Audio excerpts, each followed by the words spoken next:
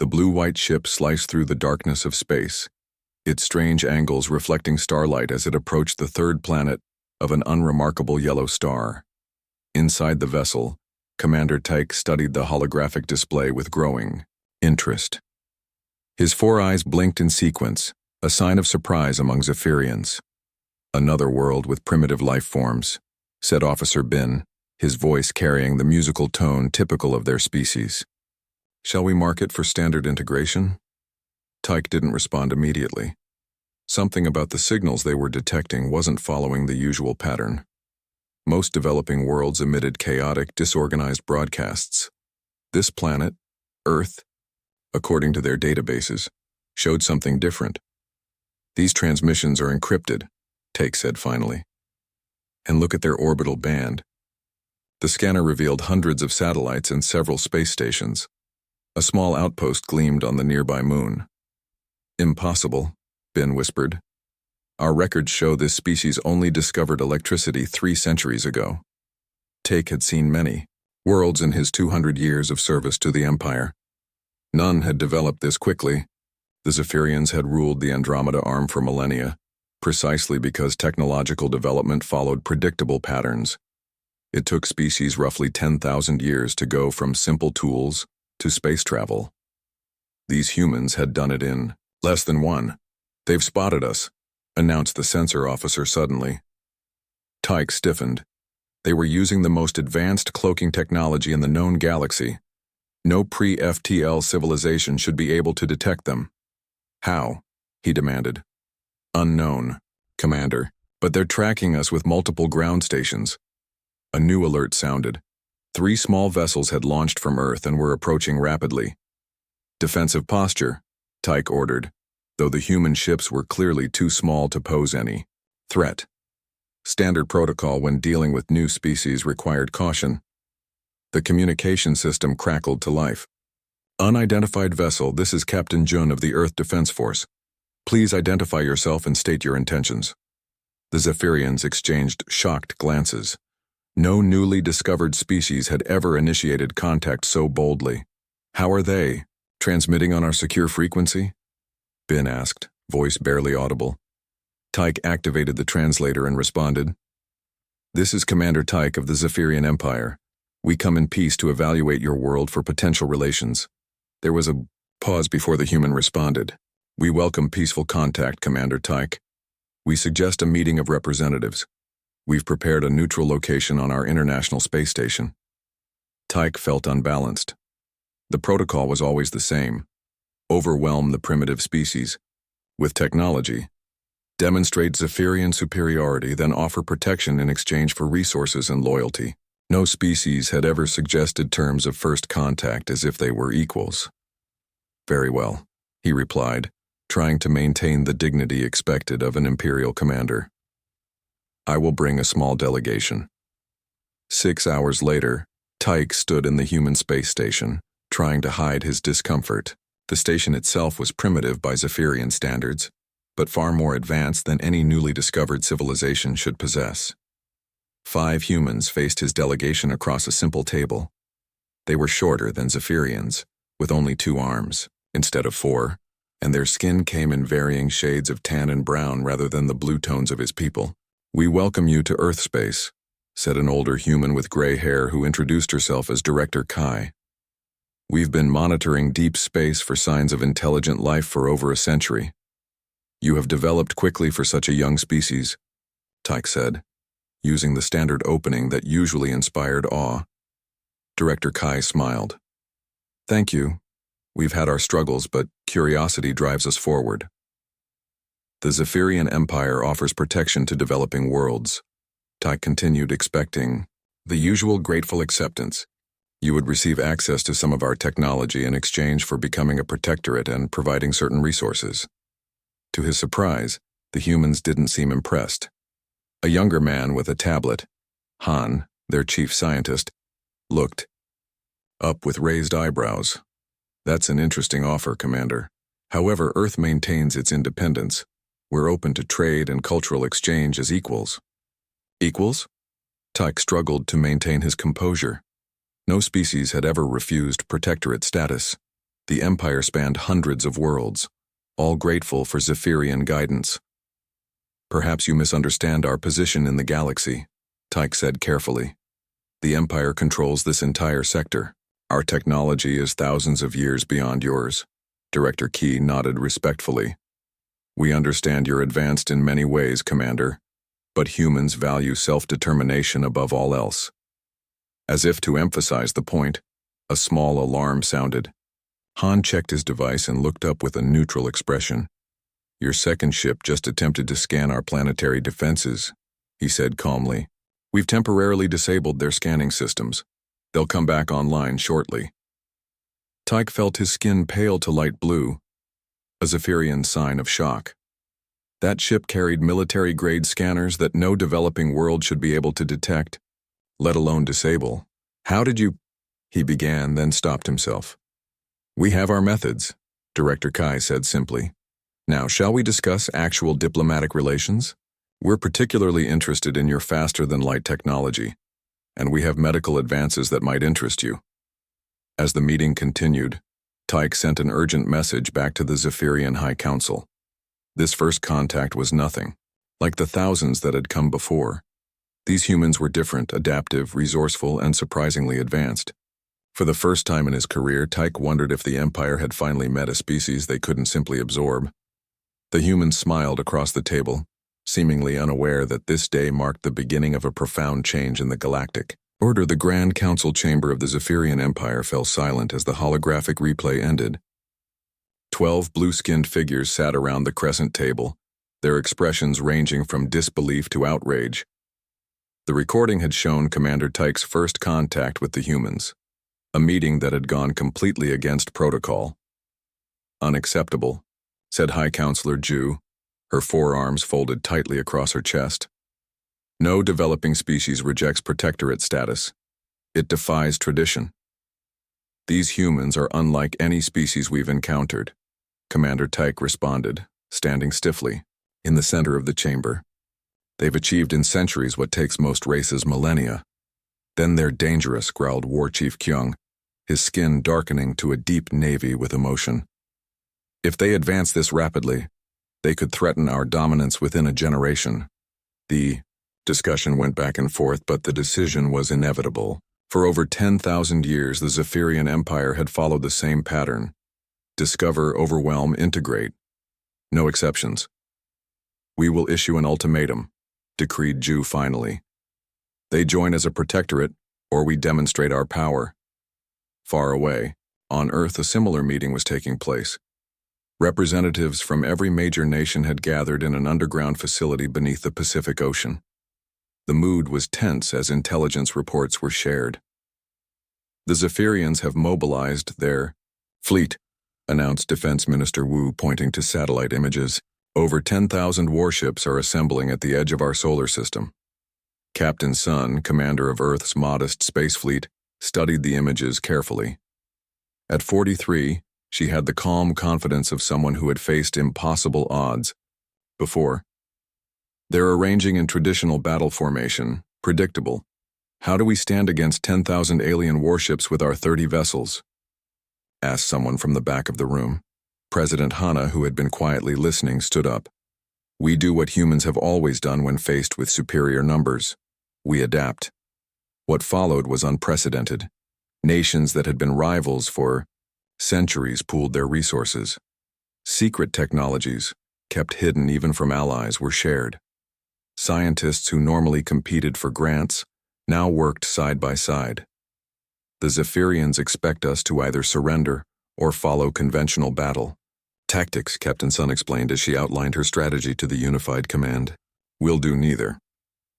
When the Zephyrian ultimatum came, join the Empire or face annihilation, Earth responded with silence. The aliens, accustomed to immediate compliance, sent a small battle group of 50 ships to demonstrate their power. Captain Sun waited with her fleet of 30 vessels near the orbit of Mars. Her flagship, the EDS Horizon, was small compared to the approaching Zephyrian battlecruisers, but she had something they didn't expect. "They're scanning us," reported her tactical officer. "Let them," Sun replied calmly. "Are the EELs in position?"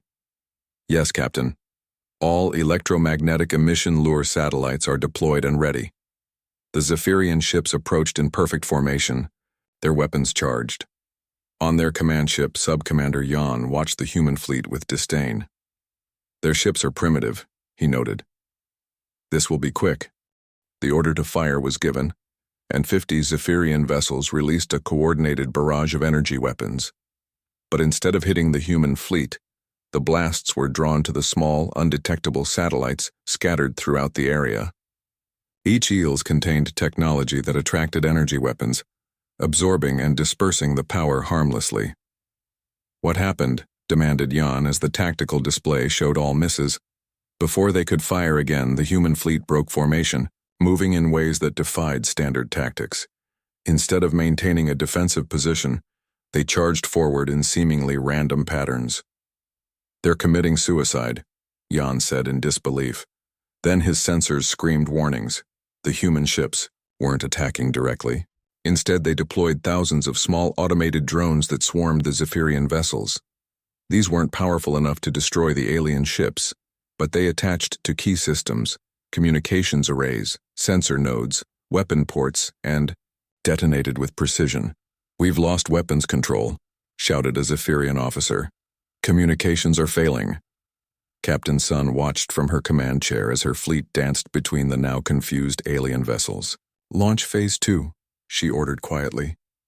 From the moons of Mars, concealed batteries of railguns fired, sending thousands of tungsten rods hurtling toward the disabled sections of the Zephyrian ships. Not enough to destroy them completely, but precise hits that left 3 battle cruisers dead in space. Fall back, Sub-Commander Jan finally ordered, a command no Zephyrian military leader had given in combat for over 5,000 years. As the alien fleet retreated, cheers erupted across the human communication channels. Captain Sun didn't join in. She knew this was just the beginning.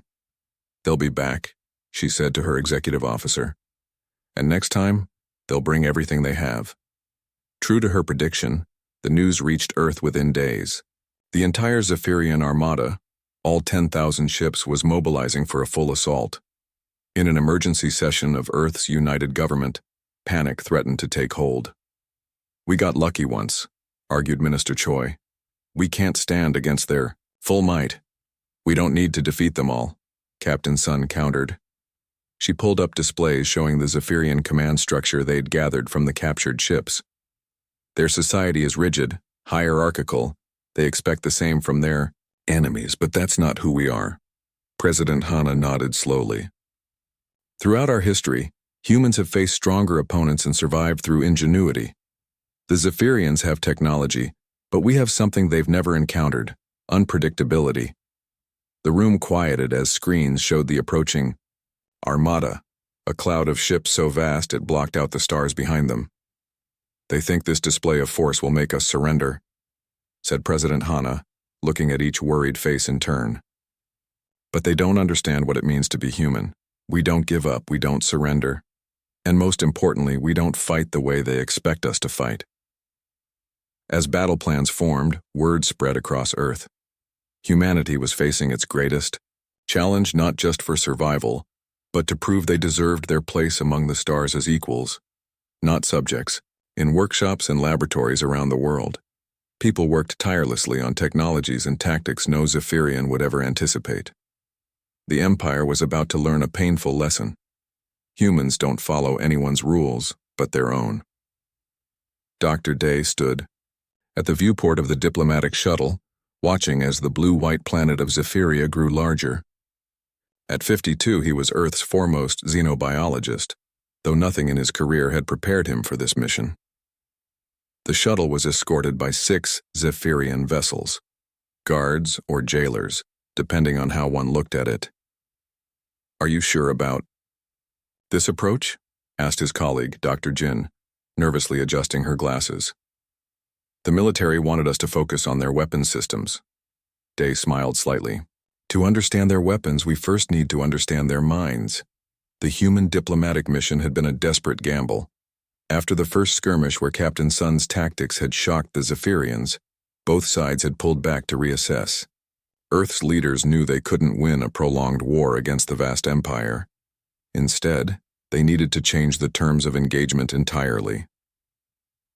The shuttle landed in a massive docking bay. As the humans disembarked, Day noticed how the Zephyrian workers stopped to stare. Their forearms moved in flowing gestures as they whispered to each other. "They're surprised by how quickly we walk," Day mentioned quietly. "Their gravity is lighter than ours. We're physically stronger than they expected."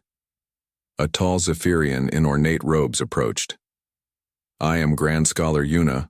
I will escort you to the Academy." The Academy of Zephyrian Knowledge was a sprawling complex of crystal and metal buildings that housed the intellectual elite of the Empire.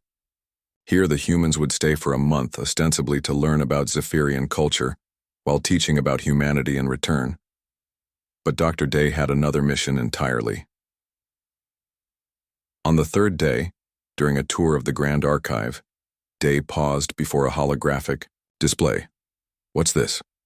he asked, pointing to a complex three-dimensional pattern rotating slowly in the air. Grand Scholar Yuna's skin rippled with blue patterns, their equivalent of a frown. "That is the Corvash problem, a mathematical challenge that has remained unsolved for 2,000 years. May I examine it?" "Of course, though I assure you it's quite beyond." Day stepped forward, studying the mathematical notation. Though the symbols were alien, the underlying principles were not completely unfamiliar. He had been briefed on Zephyrian mathematics before the mission. "Interesting," he murmured. "Your mathematicians approach this as a unified problem, but I wonder." For the next hour, Day worked on a datapad, occasionally asking questions about Zephyrian mathematical principles. A crowd of blue-skinned scholars gathered, watching with a mixture of curiosity and condescension. Finally, Day looked up. "I believe the issue is in your fundamental approach. You're trying to solve it as one equation, but if you break it down into three interrelated problems." He displayed his work on the main projector. The room fell silent. This cannot be correct," whispered an elderly Zephyrian, his skin pale with shock. "Check it," Day suggested mildly.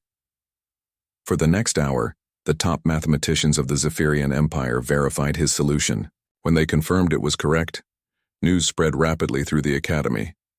By evening, the story had reached the Imperial Palace itself. "How did you solve it so quickly?" Yuna asked later, her voice containing both respect and suspicion. Day chose his words carefully. "Humans evolved in a chaotic environment. Our planet has wildly different climates, constant natural disasters, and thousands of competing species. We had to adapt constantly just to survive. And this relates to mathematics." "How?" asked a skeptical scholar. "It shaped how we think," explained Dr. Jin, joining the conversation. "We don't see patterns the same way you do. Where Zephyrians look for elegant unified solutions, humans often break problems into pieces and solve them separately. This small, mathematical victory was just the beginning. Over the following weeks, the human delegation demonstrated their unique approach to problems in multiple fields. They weren't more intelligent than Zephyrians, but they thought differently, more adaptively, more creatively. Meanwhile, back on Earth, scientists were making their own discoveries. The technology salvaged from the damaged Zephyrian ships revealed much about how the Empire had developed. "Their tech is incredible," admitted Chief Engineer Park as she examined a Zephyrian power core. "But it's developed along a single path. They find a solution that works, then refine it for centuries. They rarely try completely new approaches. This insight proved crucial. Human scientists didn't try to copy Zephyrian technology exactly. They reimagined it, combined it with human innovations, and created hybrid systems that the Empire had never conceived. Within weeks, Earth's defensive capabilities had improved dramatically. But the real battle wasn't happening in space. It was happening in the hearts and minds of the Zephyrians themselves. On Zephyria, younger scholars began seeking out the human delegation, hungry for new perspectives.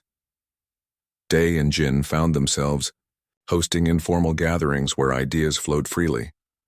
"Is it true humans have multiple governing systems on one planet?" asked a young Zephyrian named Tay during one such meeting. Yes, Jin explained. We have democracies, monarchies, republics, and many variations. But how do you decide which is best? Asked another student, bewildered. We don't, said Day. We experiment. Different systems work for different societies, we adapt.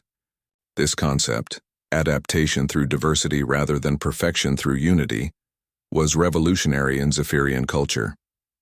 For millennia, they had believed in a single best path for everything from governance to technology. The idea that multiple approaches could coexist and even strengthen each other was alien to them. Word of these discussions reached the Imperial Council, causing alarm among the elder members. These humans spread dangerous ideas, warned Councillor Ju. Their delegation must be restricted. But it was too late. The concept of adaptive thinking had taken root, especially among younger Zephyrians who had always secretly questioned the rigid traditions of their society. In the Academy library, Dr. Day found himself approached by Mina, a brilliant young physicist whose research had been repeatedly rejected as unconventional. Your solution to the Corvash problem has inspired me, she said quietly. I've been developing a theory about space-time that contradicts our standard models, but now I feel brave enough to publish it. This scene was repeating across Zephyrian intellectual circles. The humans hadn't just demonstrated different thinking, they had made it acceptable to question established approaches. As his mission neared its end, Dr. Day met with Grand Scholar Yuna one final time. You've changed things here, she said, her tone unreadable. Some say dangerously so. Day looked out at the crystal spires of the Academy. Change isn't always dangerous. Sometimes it's necessary for survival. The Council is split, Yuna admitted. The military still wants to force Earth's submission, but others are beginning to see the value in diversity of thought. Day nodded. The mission had accomplished more than they'd hoped. They hadn't just gathered intelligence about Zephyrian technology. They had planted seeds of change within the Empire itself. As the human delegation prepared to depart, hundreds of young Zephyrians gathered to bid them farewell. It was an unprecedented display that was noted with alarm by Imperial security. The battle for Earth's future wasn't going to be won through superior firepower. It would be won by demonstrating a better way of thinking, one where adaptation and creativity trumped rigid tradition. The human advantage wasn't technology or numbers, but an endless capacity to imagine new possibilities. The emergency sirens wailed across Seoul just before dawn. Families rushed to underground shelters as the sky lit up with streaks of blue fire. Zephyrian warships entering the atmosphere. Similar scenes played out in Tokyo, Mumbai, and dozens of major cities worldwide. The conservative faction of the Zephyrian leadership had made their move. Unwilling to accept the growing sympathy for humans within their own society, they had launched a surprise attack with their most devastating weapons. In the Planetary Defense Center beneath Mount Fuji, President Hana gripped the edge of the holographic display table. Status report. 5 planet-killer weapons detected approaching Earth, the defense chief replied, voice steady despite the gravity of the news. 3 are targeted at population centers, Seoul, Mumbai, and Cairo. 2 are aimed at our major defense installations. Captain Sun, recently promoted to Admiral, studied the incoming trajectories. Deploy the gravity disruptors, she ordered. Focus on the Seoul and Mumbai weapons first. The gravity disruptors were new technology, developed by combining human, theoretical physics with reversed-engineered Zephyrian components. Never tested at full scale, they represented Earth's best hope against the planet killers. In orbit, massive satellites activated, creating localized gravitational fields that bent space around them.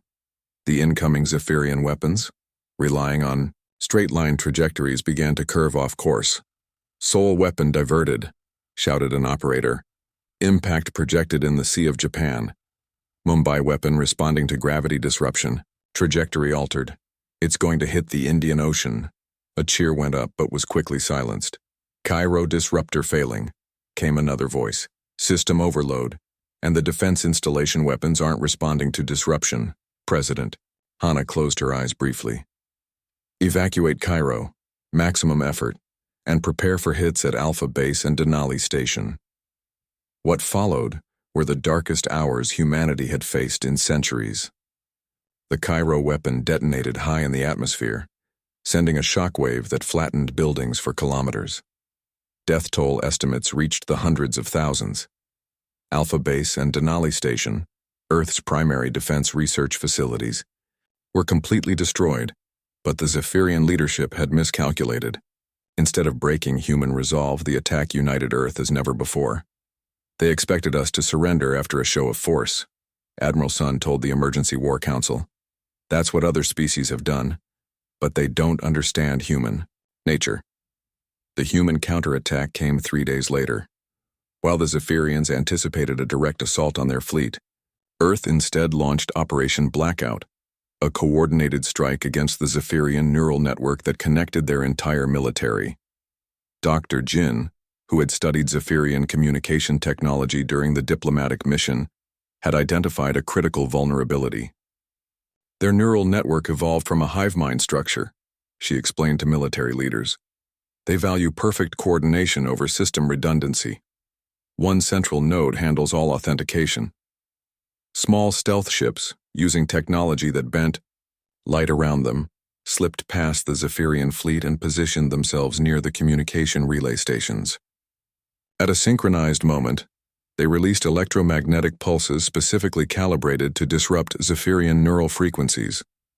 Across the massive alien fleet, ships suddenly lost contact with each other. The perfect coordination that made their military so formidable collapsed into chaos. Now, ordered Admiral Sun from her flagship, all units attack according to your assigned targets. No central commands from this point. Each squadron leader uses their own judgment. The human fleet, though still massively outnumbered, struck from multiple directions. Without central coordination, the Zephyrian ships struggled to form an effective defense. Some fired on their own vessels by mistake in the confusion. At the heart of the conflict, Lieutenant Commander Huan led a small squadron of 12 ships toward the Zephyrian flagship, a massive vessel called the Emperor's Fist.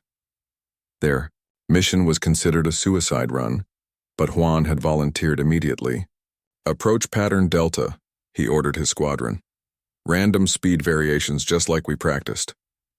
The human ships moved unpredictably, accelerating and decelerating in ways that defied the Zephyrian targeting algorithms. These algorithms, designed to predict movement based on efficiency, couldn't account for humans deliberately taking inefficient paths. Aboard the Emperor's Fist, Admiral Quan of the Zephyrian fleet watched in mounting horror as human vessels slipped through their defensive screen. Their movements make no sense, growled his tactical officer. The patterns are illogical. They're not following any pattern, Quan shouted, his skin darkening with rage. Fire all weapons, maximum spread. But the order couldn't be transmitted properly through the disrupted neural network. Some guns fired, others remained silent, and targeting was severely compromised. Huan's squadron reached their position and deployed their secret weapon, boarding pods. While Zephyrians had perfected ship-to-ship combat, they hadn't faced boarding actions in thousands of years. Their internal security systems were minimal compared to their external defenses. Boarding successful, Huan reported as his team cut through the hull of the Emperor's Fist, moving to command center. The Zephyrian crew, unused to direct physical combat, were overwhelmed by the human boarding parties. Within an hour, the unthinkable had happened. The flagship of the mighty Zephyrian fleet had been captured. Admiral Quan was brought before Huan, his blue skin pale with the Zephyrian equivalent of shock. How? He demanded. How did inferior technology defeat our perfect systems? Huan studied the alien commander. You built perfect systems for a predictable universe. We built adaptable ones for an unpredictable one. With their command structure in disarray and their flagship captured, the Zephyrian fleet retreated to regroup. It wasn't a decisive victory for humanity. The Zephyrians still outnumbered them massively, but it was enough to force a pause in the conflict. In the aftermath, as damage reports came in from around the world, President Hana addressed the United Nations from the backup facility in Antarctica. "We have suffered terrible losses," she said, her voice steady despite the exhaustion evident on her face. "Cairo, Alpha Base, Denali Station, names that will be remembered alongside history's greatest sacrifices. But today, humanity has proven something to the galaxy and to ourselves. We will not be conquered. We will not submit." The broadcast reached not only Earth but was transmitted toward Zephyria itself. Unknown to the human leadership, it was received by millions of younger Zephyrians who had been following the conflict with growing concern about their own government's actions. On the captured flagship, technicians discovered something unexpected. Thousands of messages from Zephyrian citizens questioning the war, preserved in the ship's communication logs. A growing resistance movement was forming within the Empire itself, inspired partly by the ideas Dr. Day and his team had planted during their diplomatic mission. Admiral Sun reviewed the findings with President Hana. "This isn't just a military conflict anymore," she said quietly. "It's becoming a battle of ideas." Hana nodded slowly. "Then perhaps we don't need to defeat their entire fleet. We just need to hold out long enough for their society to change from within." As plans formed for the next phase of the conflict, weather satellites detected massive fleet movements. The Zephyrians were regrouping for another assault, but this time, humanity would be ready. Lieutenant Commander Juan, now in charge of training, boarding parties across the fleet, watched as his teams prepared. "They expect us to fight the same way twice," he told them with a grim smile. "That's their greatest weakness." The greatest battle in human history was about to begin. But for the first time, there was genuine hope. Not just of survival, but of forcing a true peace, one built on mutual respect rather than domination. The dome of the Grand Council chamber on Luna gleamed under Earth's light, its transparent ceiling offering a breathtaking view of humanity's home planet. Inside, representatives from Earth sat across from blue-skinned Zephyrian delegates, the culmination of the most remarkable conflict the galaxy had witnessed in millennia. President Hana, her face bearing new lines of exhaustion and determination, stood at the center podium.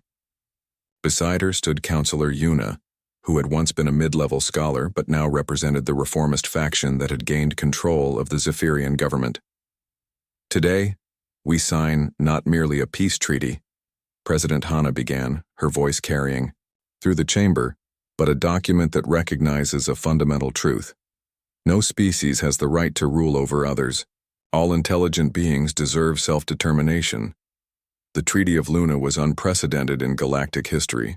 For the first time, the Zephyrian Empire would recognize another species as equals rather than subjects. More revolutionary still was the establishment of the Galactic Council, a governing body where multiple species would have equal representation. As the treaty was formally signed, few understood the full significance of what had been achieved. This wasn't just peace between two powerful civilizations. It was the beginning of a fundamental shift in how the galaxy functioned. 3 months after the treaty signing, Dr. Day found himself walking through the streets of Zephyria's capital city. What had once been a strictly controlled society was transforming before his eyes. Young Zephyrians gathered in public squares, debating ideas that would have been forbidden just a year earlier. "The changes are happening faster than we anticipated," noted his guide Mina, the young physicist whose career had blossomed in the New Order. Her revolutionary theories on space-time, once rejected for contradicting established Zephyrian science, had now earned her the position of science minister. "Adaptation is in our nature now," she explained as they passed a mixed group of Zephyrian and human scientists collaborating outside a research center. "Once we understood that questioning traditions could lead to progress rather than chaos, many embraced the concept.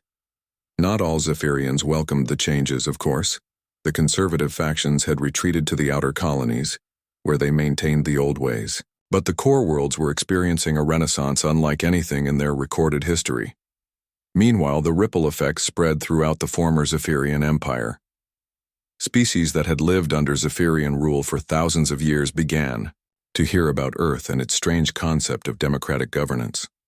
On the water world of Aquila Prime, Ambassador Hyun addressed the gathered leaders of the aquatic Maluri species. Unlike the formal diplomatic missions of the past, this meeting took place in the open ocean, with humans in specialized diving suits. "We don't come to tell you how to govern yourselves," Hyun explained as translation devices converted her words to the musical tones of Maluri language. "Earth believes each world must find its own path." The concept was revolutionary to species that had known only Zephyrian oversight for countless generations. Across 50 worlds, peaceful revolutions began as subject species demanded the same recognition humans had achieved. Back on Earth, the technological benefits of peace quickly became apparent. Collaborative research teams made breakthroughs that neither humans nor Zephyrians could have achieved alone. In a research facility built into the Himalayan mountains, Chief Engineer Park worked alongside Zephyrian scientists on a project that had once seemed impossible, true faster than light travel. The current Zephyrian fold space technology allowed for limited FTL, but with significant energy costs and navigational constraints. "The problem was in our approach," explained Park, as she demonstrated the new drive core. "Zephyrians tried to force space to conform to their needs. Our solution embraces the natural properties of space-time instead of fighting against them. The prototype was ready after just 5 years of development, lightning speed for such advanced technology. Its successful test opened the entire galaxy to exploration as never before." As humans and Zephyrians ventured outward together, they discovered dozens of developing civilizations. Rather than conquering or protecting them, the new Galactic Council established observation posts, allowing these species to develop naturally until they reached the technological level necessary for formal contact. Perhaps most remarkable was the cultural exchange. Human art, music, and literature spread throughout Zephyrian society, while humans embraced Zephyrian mathematical harmonies and architectural philosophies. Mixed communities began to appear on colony worlds, where the strengths of both species created thriving settlements. 20 years after first contact, a ceremony took place at the Mars shipyards. A massive vessel unlike any built before prepared for its maiden voyage. The Starship Unity was the first of a new class of deep space exploration vessels, built with both human and Zephyrian technology. Admiral Sun, now retired from active military service and serving as Space Exploration Director, stood proudly beside the young captain who would command the mission. "Captain Jin," she said, addressing her daughter, "you're about to lead the most diverse crew ever assembled into the unknown. What are your thoughts?" Jin looked up at the massive ship, her expression thoughtful. "I was born after first contact. I've never known a world where humans and Zephyrians weren't working together. To me, this isn't extraordinary, it's just who we are now." The crew of the Unity included humans, Zephyrians, and representatives from a dozen other species that had joined the Galactic Council. Its mission was to explore beyond the boundaries of known space, seeking new civilizations and phenomena. As the launch countdown began, Admiral Sun found herself standing next to Mina, who had traveled from Zephyria for the historic event. "Did you ever imagine this outcome when you were studying our neural networks?" Mina asked quietly. Sun smiled. "Honestly, we were just trying to survive. We never dreamed we would transform the galaxy." "That's what makes humans special," Mina observed. "You adapt without a grand plan. You embrace change rather than fearing it." As the Unity lifted off from Mars, billions of beings across hundreds of worlds watched the broadcast. The ship represented something profound. Not the dominance of any single species, but the strength that comes from diversity and cooperation. In the decades that followed, the galaxy continued to transform. The rigid hierarchies that had defined Zephyrian rule for millennia gave way to a complex tapestry of cultures and governments, each finding their own path while contributing to the greater whole. Historians would later mark the day of first contact between humans and Zephyrians as the beginning of the galactic renaissance. Not because humans defeated a powerful empire through superior strength, but because they introduced a revolutionary idea: True strength comes not from control and uniformity, but from adaptability and diversity. The Zephyrians had ruled the stars for 10,000 years by perfecting a single way of life.